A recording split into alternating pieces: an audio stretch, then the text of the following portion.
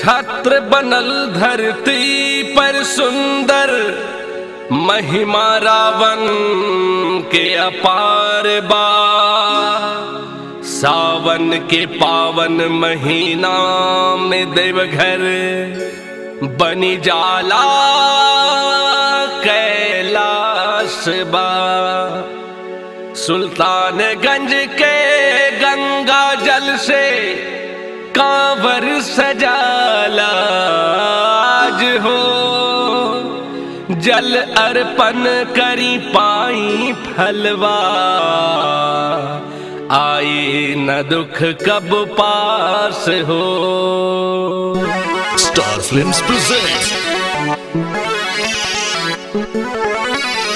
बम बम भोले बम बम भोले बम बम भोले बम बम भोले बम बम भोले बम बम भोले बम बम भोले बम बम भोले बम बम भोले बम बम भोले बम बम भोले बम बम भोले बम बम भोले बम बम भोले बम बम भोले बम बम भोले।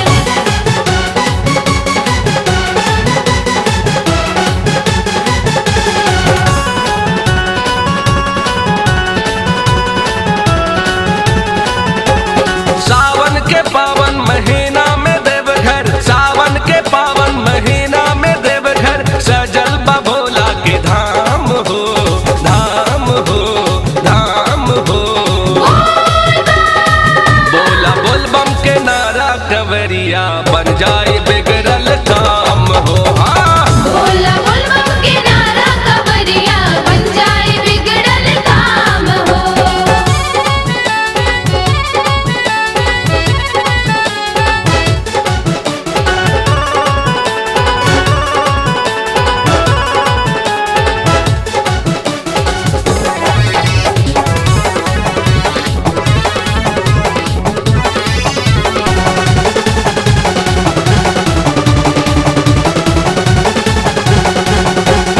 जल्दी से गिरवा कपड़ा सिलाला, कांवर अब की सजाला हो। मनवा के असरा पूरा हो जाए, सबके सहारा बा भोला हो। बोल बम बोल बम बोल बम बोल बम बोल बम बोल बम। जल्दी से गिरवा कपड़ा सिलाला, कांवर अब की सजाला हो। मनवा के असरा पूरा हो जाए, सबके सहारा बा भोला हो। कैलाश से छोरी का गौरा भी संगे आ गली देवघर धाम हो।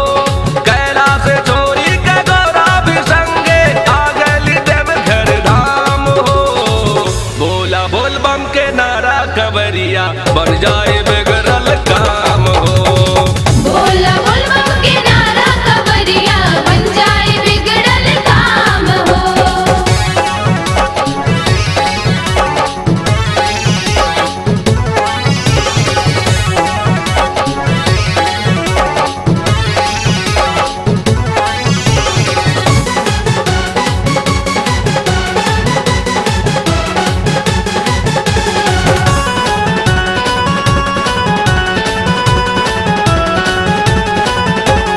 जल्दी तू सुल्तानगंज से गंगा जल भरी पूजन कराला हो।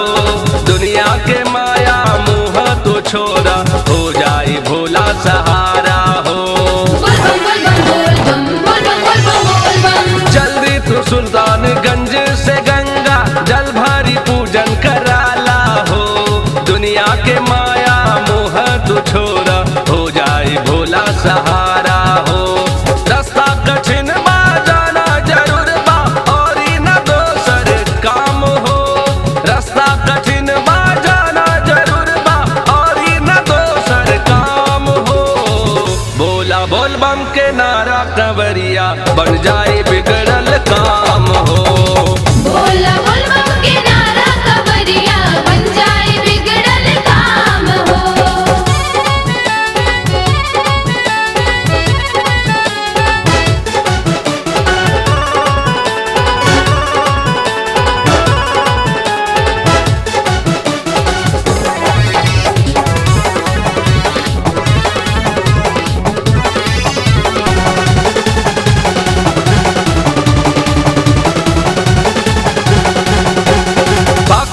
वश में रोहेला बाबा, जेकर बमनवा साचा हो।